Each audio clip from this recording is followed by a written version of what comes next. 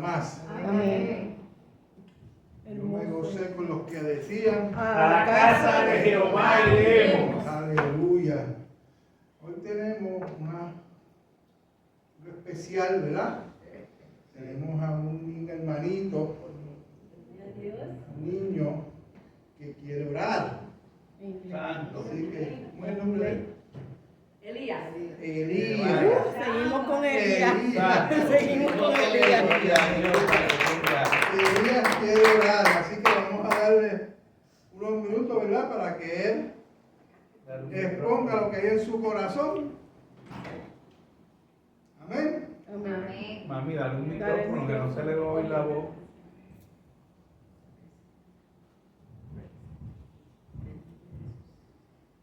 Dear God, please bless everyone at this beautiful church. I hope everyone has a great rest of their day and life.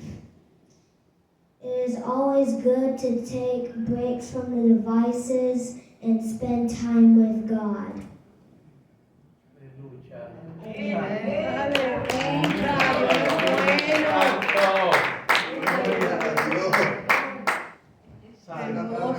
Incluye al niño en su camino y aunque cree que llega a Dios, no se apartará. Gloria al Señor. Qué bueno, ¿verdad? Ver los niños, ¿verdad? Que aprenden a orar y aprenden a adorar y a alabar a Dios. Amén. Dios, aleluya. Pues así en este mismo sentir, vamos al cielo. Amantísimo Dios y Padre Celestial, te damos gracias, Señor. Gracias por un día más de vida, primeramente. Gracias porque tú has permitido que nos reunamos aquí en tu casa de adoración y puerta del cielo para poder aprender de tu palabra, Señor. Yo te pido, Señor, que ponga nuestros corazones y nuestras mentes receptivas, Señor, para poder coger el mensaje que tú traes a nuestra vida en esta mañana, Señor. Yo te pido, Señor, que de una forma especial, Señor, tú bendiga a todo aquel hermano que se encuentra aquí presente. Y aquel que no pudo comparecer en este día, que sea tu bendición de igual manera, Señor. En el nombre de tu Hijo amado Jesús, te lo pedimos. Amén. Amén. Gloria al Señor, aleluya. La prédica de este día, pues la he titulado La fe que vivifica. Amén. La fe que vivifica. Y se encuentra en Marcos, si me pueden seguir a Marcos 5, 21, 43.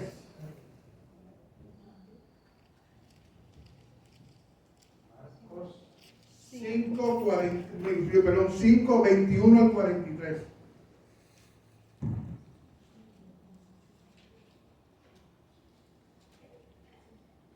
Todos lo tengan, ¿verdad? Con un amén. Amén. Cuando lo tengan. Santo eres Jehová, aleluya. Santo Cristo Dios, aleluya, amén. Marcos 5, del 21 al 43. Gloria a Dios. Amén.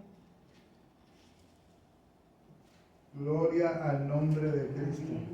Marcos 5, del 21 al 43. Amén. Amén. Amén. Ahora un besito al hermano que lo está buscando todavía. No se preocupe, hermano, no se preocupe, no se preocupe. Usted Santo. cógese su tiempo. Esperamos. Vive Jesús. Gloria al nombre de Cristo. Gloria a Aleluya.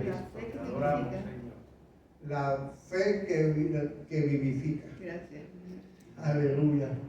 La palabra se lee en el nombre del Padre, del Hijo y de la comunión del Espíritu Santo. Amén.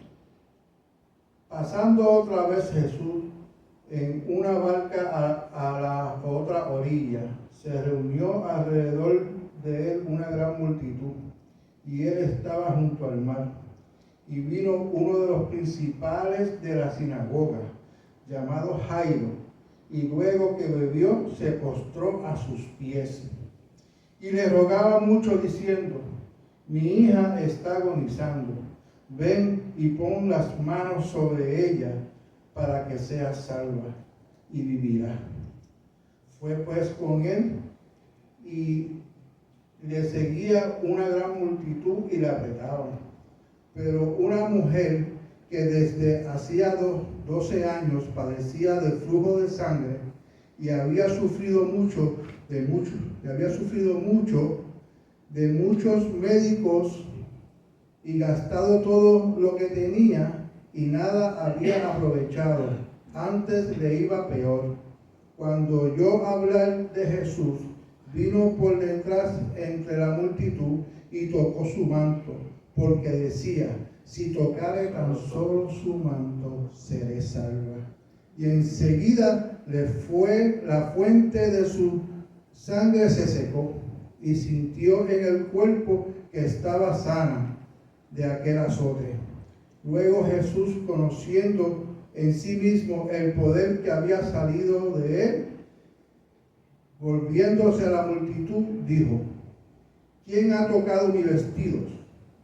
Sus discípulos le dijeron: ¿ves que la multitud te aprieta y dices: ¿quién me ha tocado? Pero él miraba alrededor para ver quién había hecho esto. Entonces la mujer, temiendo y temblando, sabiendo lo que en ella había sido hecho, vino y se postró delante de él y le dijo toda la verdad. Y él le dijo: hija, tu fe te ha hecho salva. Ve en paz y queda sana de tu azote. Mientras él aún hablaba, vinieron de casa del principal de la sinagoga diciendo: tu hija ha muerto. ¿Para qué molestas más al maestro? Pero Jesús, luego que oyó lo que se decía, dijo al principal de la sinagoga: no temas, cree solamente. Y no permitió que le siguiera nadie, sino Pedro, Jacobo y Juan, hermano de Jacobo. Y vino a casa del principal de la sinagoga y vio el alboroto y a los que lloraban y lamentaban mucho. Entonces les dijo: ¿por qué alborotáis y lloráis? La niña no está muerta, sino duerme. Y se burlaban de él. Mas él, echando fuera a todos, tomó al padre y a la madre de la niña y a los que estaban con él, y entró donde estaba la niña. Y tomando la mano de la niña, le dijo: Talita cumi, que traducido es: niña, a ti te digo, levántate. Y luego la niña se levantó y andaba, pues tenía 12 años, y se espantaron grandemente, pero él les mandó mucho que nadie lo supiera, y dijo que se le diese de comer. Aleluya. Señor, añada bendición a su palabra. Aquí tenemos dos historias, ¿verdad? Que aunque muy semejantes, hay una pequeña diferencia. ¿Sabe? Mahatma Gandhi dijo, y lo cito: vive como si fuera a morir mañana. Aprende como si fueras a vivir para siempre.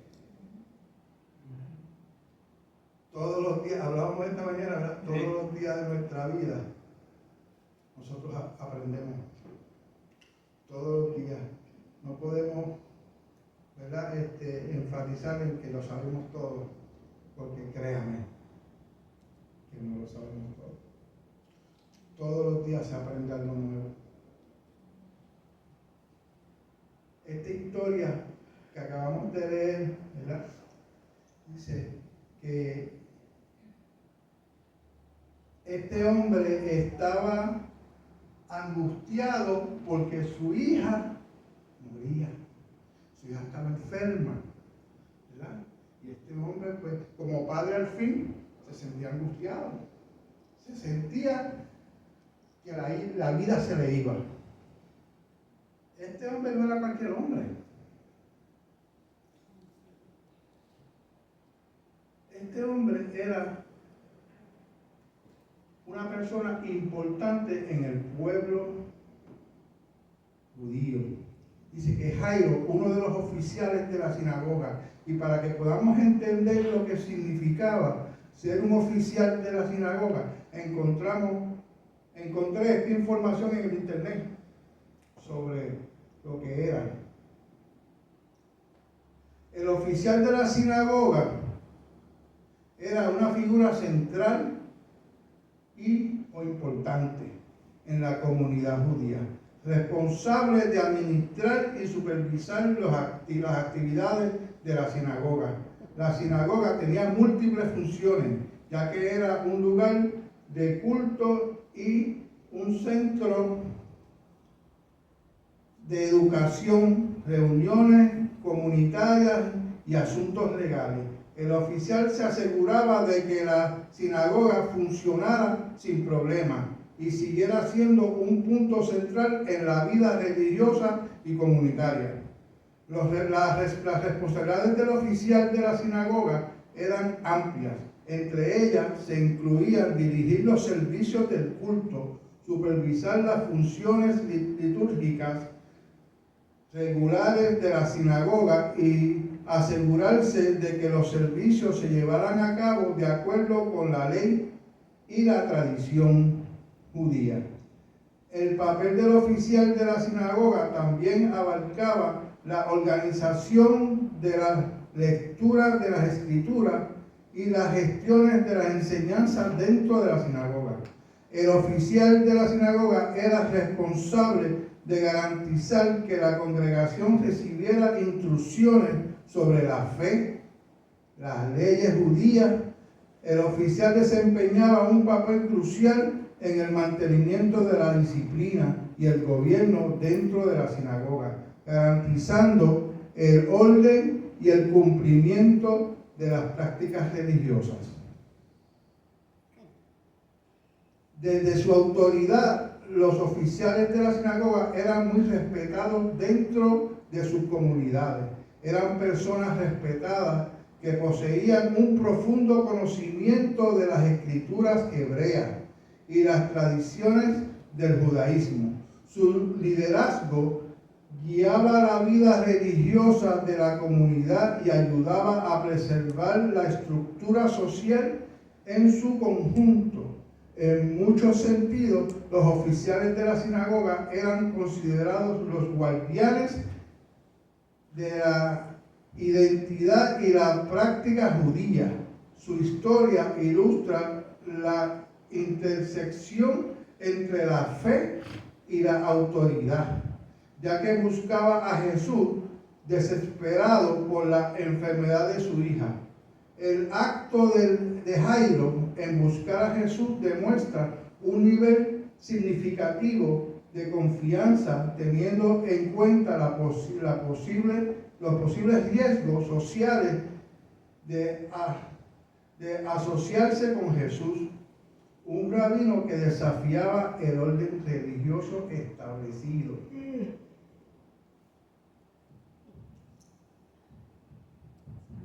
Jairo se corrió una gran chanza, ¿verdad? Como decimos nosotros, corrió el riesgo de quedar en boca del pueblo, porque él era un hombre importante, era un hombre que tenía una posición dentro del pueblo judío.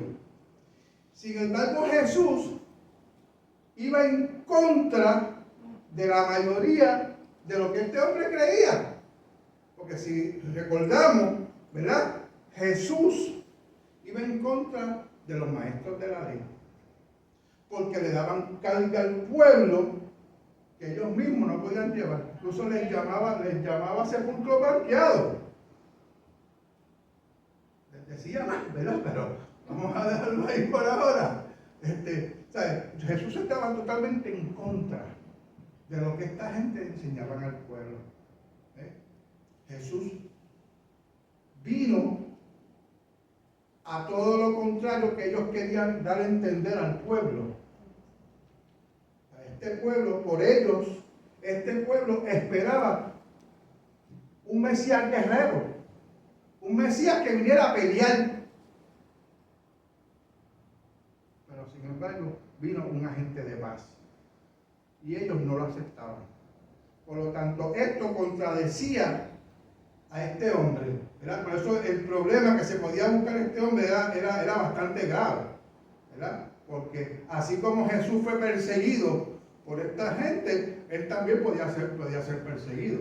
Por lo tanto, él decidió no hacer caso a eso y enfrentarse a lo que viniera por el bienestar de su hija. ¿Cuántos de nosotros no daríamos la vida por nuestros hijos? ¿Cuántos de nosotros no daríamos la milla extra y no fuéramos a los extremos por salvar a nuestro hijo? Este hombre fue uno de ellos. ¿Ve? Este hombre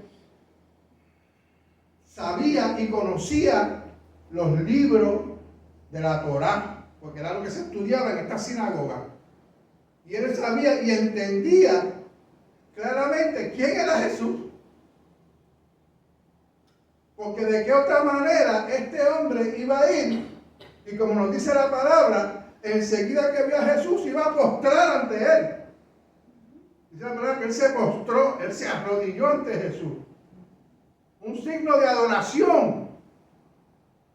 Él adoró a Jesús, él confió en que ese Jesús que él había escuchado haber hecho muchas proezas y muchos milagros entre el pueblo, podía sanar a su hija. Amén. Él tenía la certeza de que este hombre iba a sanar a su hija. Por eso se postró. Gloria a Dios. La fe de este hombre era tan grande que él dejó atrás todo lo que él había aprendido y se postró ante Jesús. Amén, aleluya. Hermoso. Un hombre que había aprendido todo lo contrario de lo que Jesús predicaba. Pero a él no le importó. A él no le importó. Él se postró. Él decidió confiar en Jesús.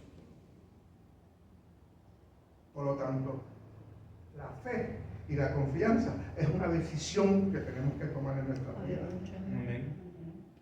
Porque dice la palabra que sin fe es imposible agradar a Dios. Y vemos más adelante, ¿verdad? Cómo este hombre, su fe le rindió fruto.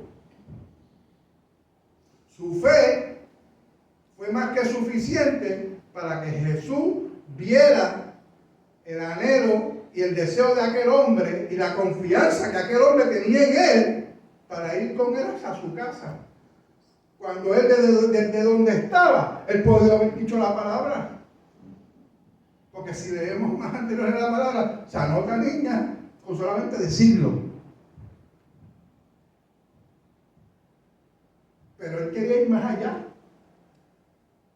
Él quería demostrarle no solamente a los que estaban a su alrededor, a los que estaban en la casa, que cuando llegó estaban llorando y gritando.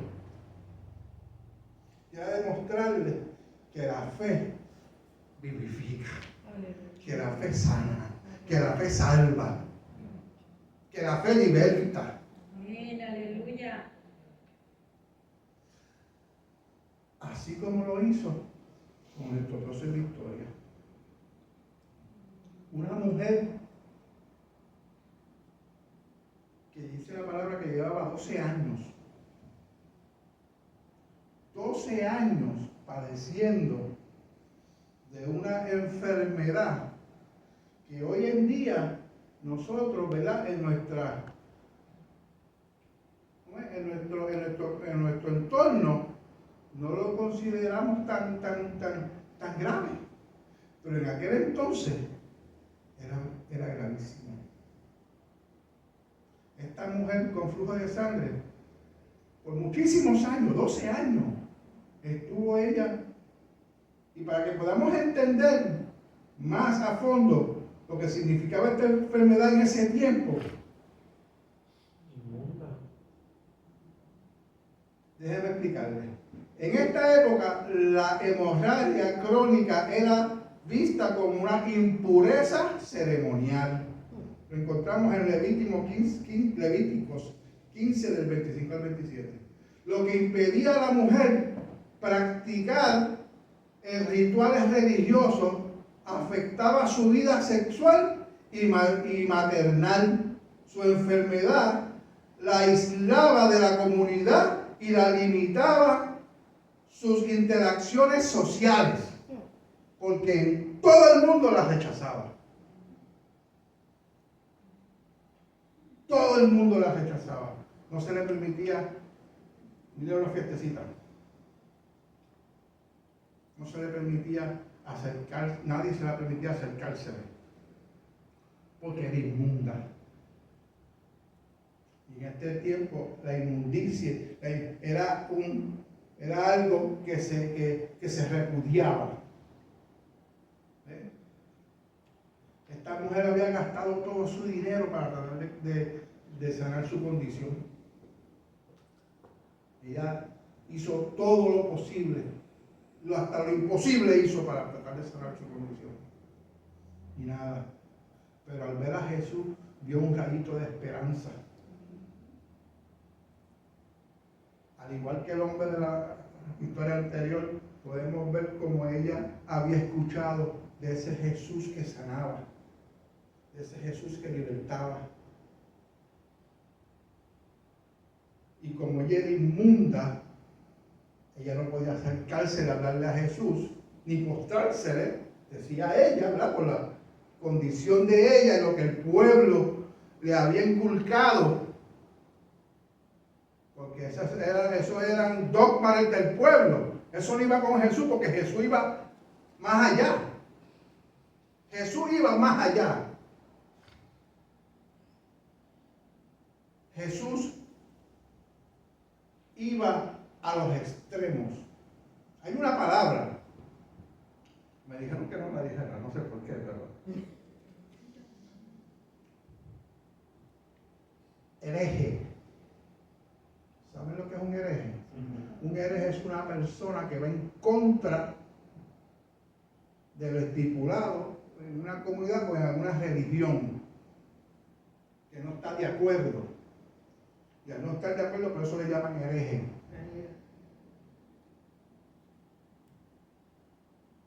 Jesús era un hereje. Porque Jesús iba en contra de lo que predicaban aquellos sacerdotes. Él estaba en contra. Por lo que predicaban aquellos sacerdotes, esta mujer no se atrevía a acercarse a Jesús, ni encararlo cara a cara. Por eso ella decidió que si tan solo tocara el borde de su manto, no tengo que acercarme, el tocar el borde de su manto, seré salva. Si tan solo tocara el borde de su manto. Y eso hizo. Ella venció todos los obstáculos.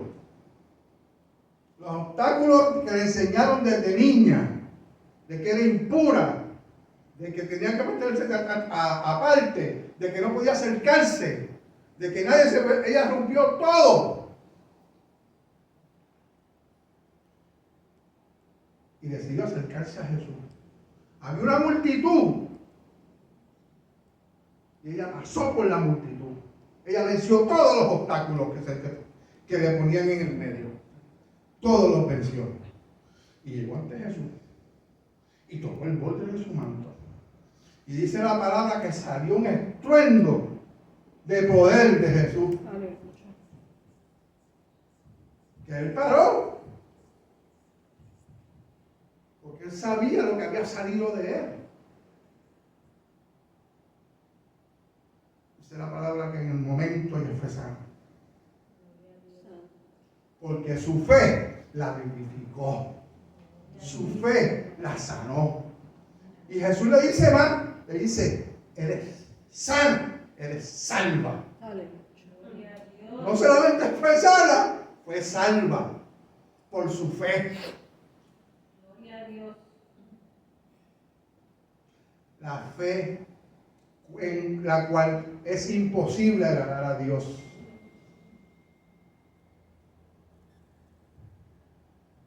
Esta mujer venció todos los obstáculos. Todos. Ella no dejó que interpusiera ante su fe. Hermano, si nosotros tuviéramos la mitad de la fe de esta mujer, ¿qué no haríamos? La mitad de estos dos seres. Un hombre y una mujer que su fe fue más allá de lo establecido, que rompieron parámetros, que vencieron obstáculos por su fe en Jesús. Ellos confiaron en Jesús, ellos creyeron en las proezas de Jesús. Y a ellos no les importó, ellos fueron ante la presencia de Jesús. Dice la palabra que por su fe fueron salvos, por su fe fueron curados, por la fe la hija del guardia resucitó.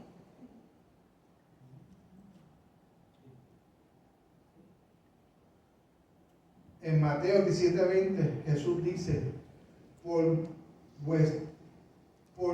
vuestra poca fe, porque de cierto os digo que si tuvieres fe como un grano de mostaza, diríais a ese monte, pásate de ahí y allá, pásate de aquí y allá, y se pasará. Y nada os seré imposible. Wow. Nada será imposible.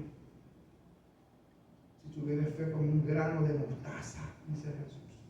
Él escogió el grano de mostaza porque en este tiempo, se dice que en este tiempo esa era la semilla más pequeña que había en este entonces. Y la semilla de mostaza, chiquitita, pero es dura. Yo creo que queda como un martillo para que parta, de tan dura que es.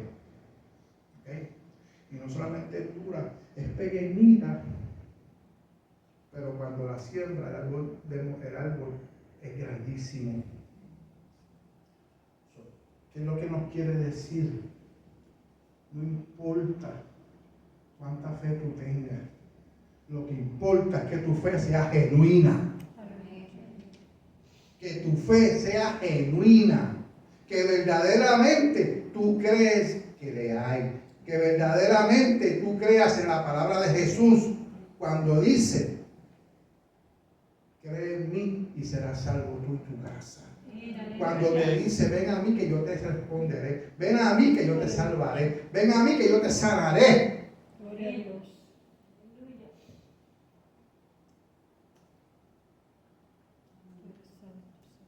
Jesús lo que quiere es simplemente que usted crea, que cree en Él, que confíe en Él, y Él va a hacer. Yo soy un testimonio de Él. Yo sé que yo les he dado este testimonio, pero es que no me canso de decirlo. Porque Jesús me sanó a mí de hepatitis C. Yo fui adicto por muchos años. Y después que me casé, me dio hepatitis C. Me llevaron al doctor. Y el doctor me dice, te vamos a dar un tratamiento que se supone que tiene 5.400.000 del virus. Se supone que los 5 millones se vayan y te quedes los 400.000. Y yo le dije, no se preocupe que el Señor me va a sanar.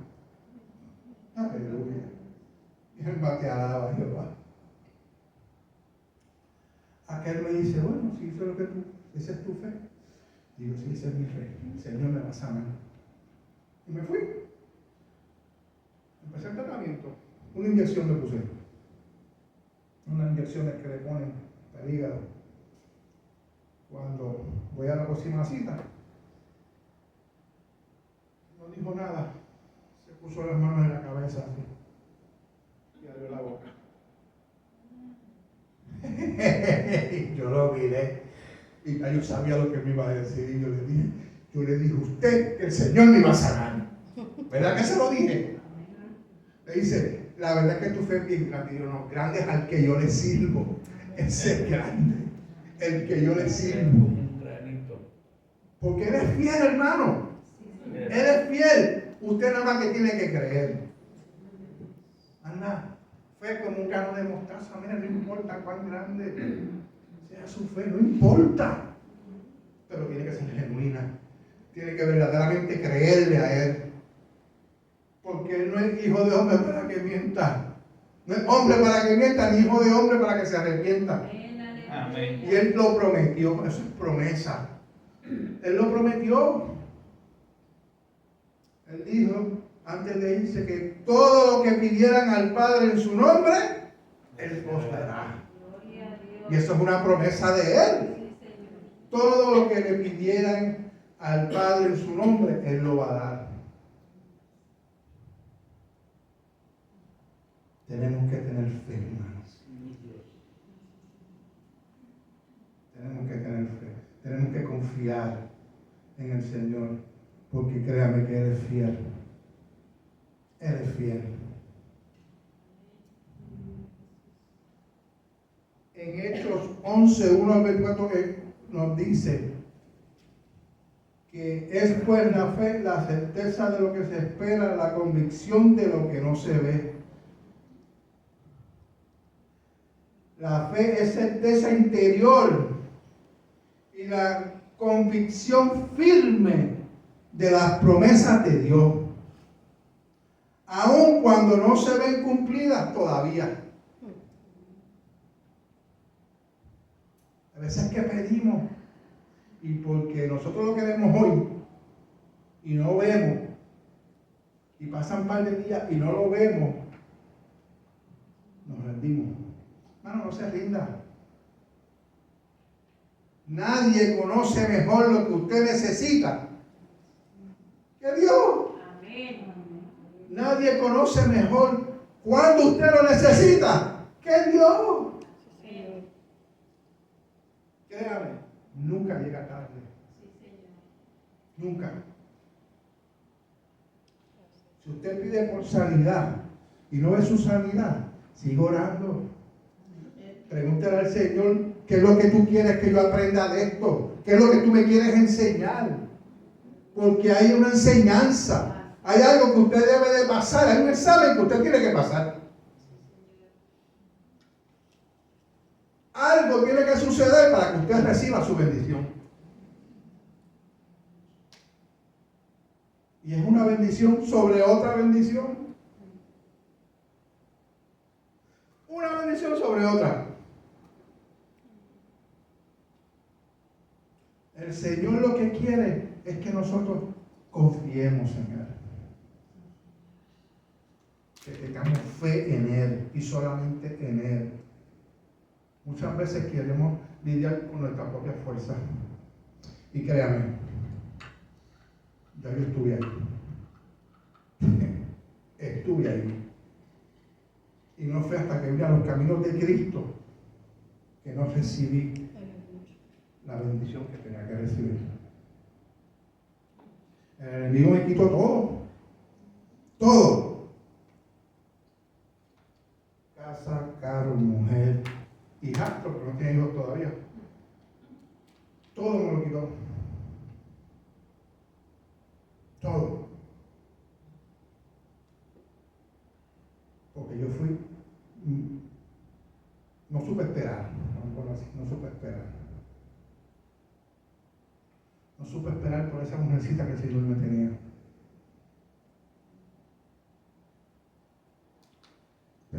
Cuando pensé que era el momento, que no era el momento, me descarrilé otra vez y volví para la droga.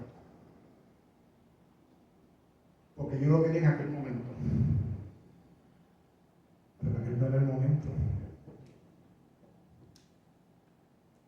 El momento vino después. Pero es que uno se desespera y yo entiendo, somos humanos. Pero el Señor te dice hoy, mantente firme. Mantente firme, confía que yo te estoy escuchando, te dice el Señor. Yo sé lo que tú necesitas. Confía. Ten fe. Nunca llega tarde.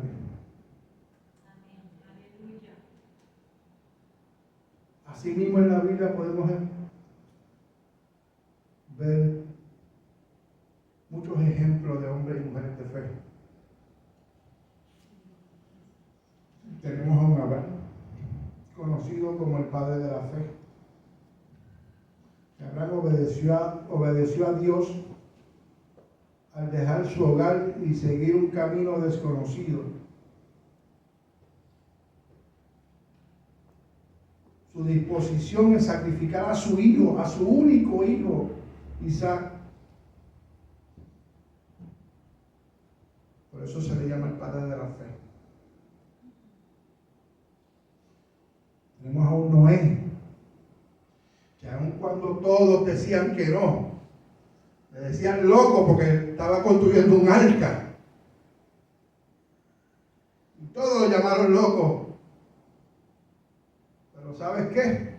Que todos los que lo llamaron loco perecieron. Y él y su familia fueron salvos, porque Noé decidió creerle a Dios. Tenemos un Moisés que sacó a los israelitas de Egipto porque creyó en el Dios que lo mandó. Tuvo fe en el Dios que lo envió a libertar a su pueblo. Gloria a Dios.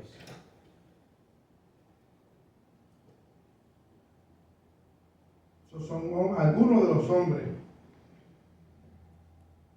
Tenemos de las mujeres a Ruth.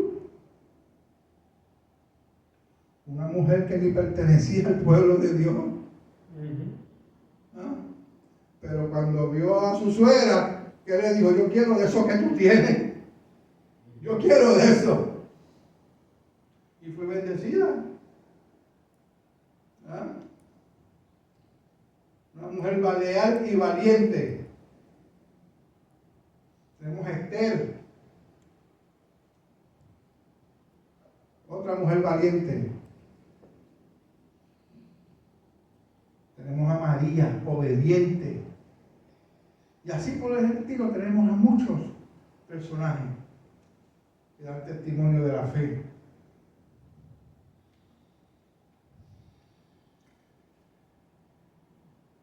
Los hombres de la fe en la Biblia nos enseñan que la fe no es solo una creencia, sino una acción que se refleja en nuestras decisiones y comportamientos. Sus historias continúan inspirando a millones de personas a vivir con confianza y devoción a Dios. O sea que de ellos debemos aprender de que vale la pena creer en el Señor. Vale la pena tener fe en Él. Vale la pena. Porque Dios cumple lo que promete. Sí, Señor. Dios es bueno, hermano. Sobre toda lucha. Dios es bueno. Confiemos en Él. Tengamos más fe en Él. No desmayemos.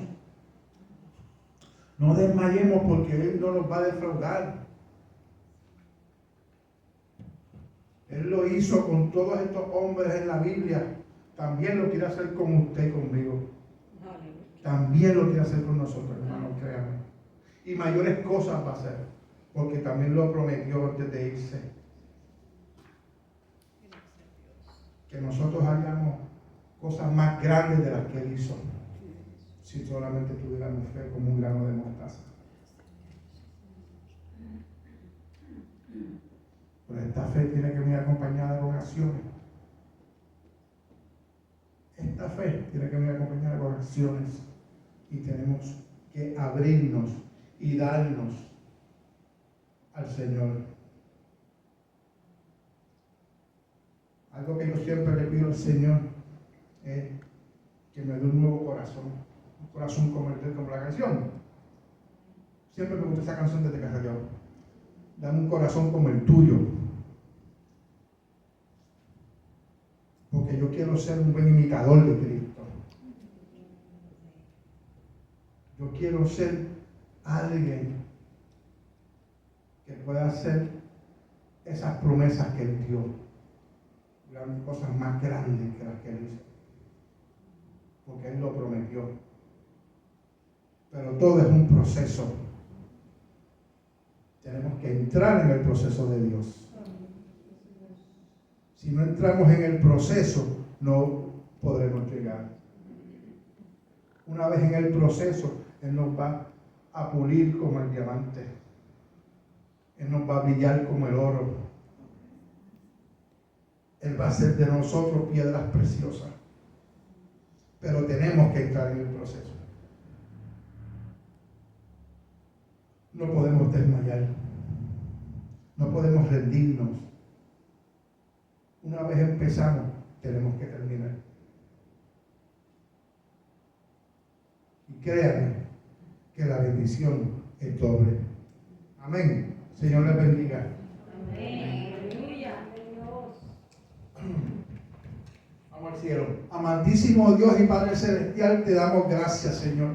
Gracias por tu palabra, Señor. Gracias por cada hermano aquí presente, Señor. Gracias por cada uno de ellos, Señor. Yo te pido en el nombre de tu Hijo amado Jesús, Señor, que seas tú, Señor, haciendo germinar esta semilla que ha sido puesta en ellos, Señor.